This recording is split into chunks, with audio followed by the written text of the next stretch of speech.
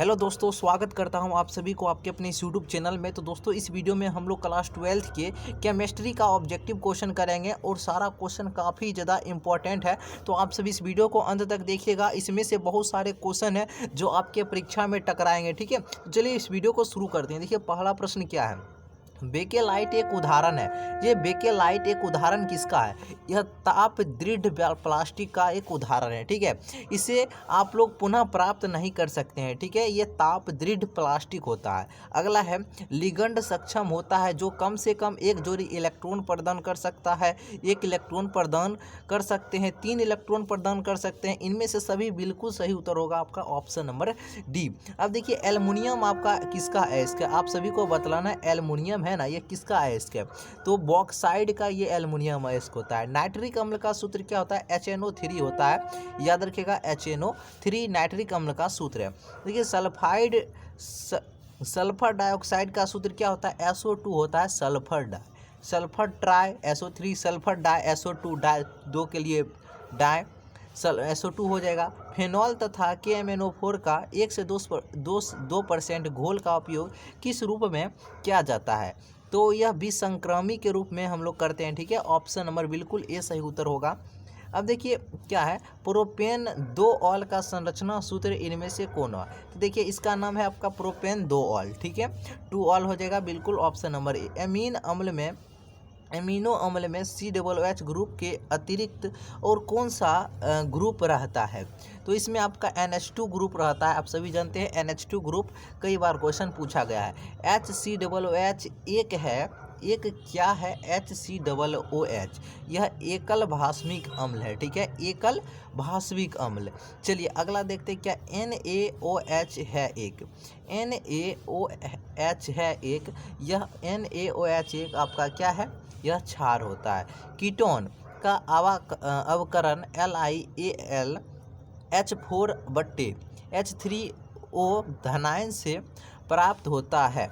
किसके द्वारा यह प्राप्त होता है? ये कीटोन से यह किसके द्वारा प्राप्त होता है? यह होता है आपका सेकेंडरी अल्कोहल के द्वारा। याद रखिएगा, सेकेंडरी अल्कोहल के द्वारा। कार के टायर में प्रयुक्त होने वाला रबर का नमक कार के टायर में प्रयुक्त होता है कौन सा? तो वियोना एंड रबर जो होता है ये कार के टायर में प्रयुक्त किया जाता है। सेल जिसमें रासायनिक ऊर्जा विद्युत ऊर्जा में बदलती है, उसे क्या कहते हैं? तो उसे कहते हैं गैल्वेनिक सेल। अच्छे से याद रखिएगा, गैल्वेनिक सेल कहा जाता है। चलिए, टीन का संकेत क्या होता है? टीन का संकेत SN होता है। याद रखिएगा, SN आप सभी जानते हैं, SN होता है टीन का। इथेनॉल को सांद्र गंधक अम्ल की अधिकता में 170 डिग्री सेल्सियस पर गर्म करने पर प्राप्त होता है। क्या प्राप्त होता है? यह प्राप्त होता है आपका इथेन प्राप्त होता है। कार्बन का इलेक्ट्रॉनिक विन्यास, कार्बन का परमाणु क्रमांक कितना है? 6, 1s2 2s2 2p2। देखिए किसमें है? ऑप्शन नंबर बिल्कुल ए हो जाएगा।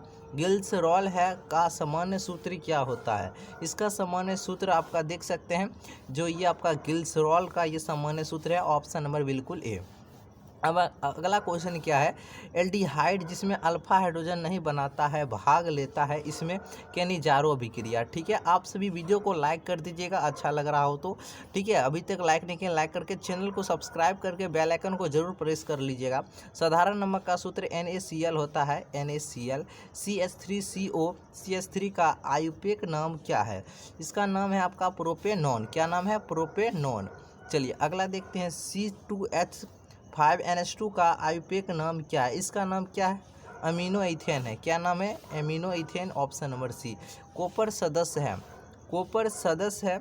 कॉपर आपका जो सदस्य है ये प्रथम संक्रमण श्रेणी का सदस्य है। कॉपर आपका कार्बोहाइड्रेट जिसे और जलांशित नहीं किया जा सकता है, उसे क्या कहा जाता है? उसे क्या कहते हैं? कार्बोहाइड्रेट जिसे और जलांशित नहीं किया जा सकता है उसे मोनोसेकेराइड कहते हैं। क्या कहते हैं? मोनोसेकेराइड।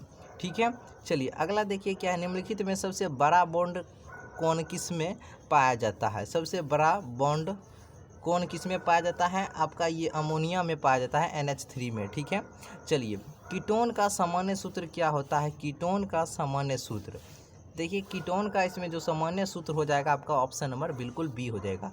जब किसी धातु के ऑक्साइड को कार्बन के साथ गर्म किया जाता है तो धातु का निर्माण होता है। इस तरह से, ठीक है, रिएक्शन दिया गया है। यहाँ पर जो कार्बन है ना, यह कार्बन यहाँ पर ऑक्सीकारक है या फिर अवकारक है, यही आपको बतलाना है। तो ये आपका ऑक्सीकारक हो जाता है, ठीक है। अगला देखते हैं क्या, ग्लूकोज एक है, ग्लूकोज एक है, ये मोनोसेकेराइड हो जाएगा। डेटॉल का उपयोग किस रूप में किया जाता है? तो प्रतिरोधी एंटीसेप्टिक के रूप में, प्रतिरोधी के रूप में, एंटीसेप्टिक के रूप में, बिल्कुल ऑप्शन नंबर बी हो जाएगा। चलिए अगला देखते हैं क्या है। विद्युत धारा जब किसी चालक से इलेक्ट्रॉन के द्वारा प्रवाहित होती है तो चालक को क्या कहते हैं? चालक को कहा जाता है धात्विक चालक। इथेनॉल जल में घुलनशील है क्योंकि ये जल के साथ निर्माण क्या करता है? क्योंकि यह जल के साथ हाइड्रोजन बॉन्ड बनाता है, ठीक है, इसीलिए। नल का सूत्र यानी नल जल का सूत्र यानी जल का सूत्र H2O होता है।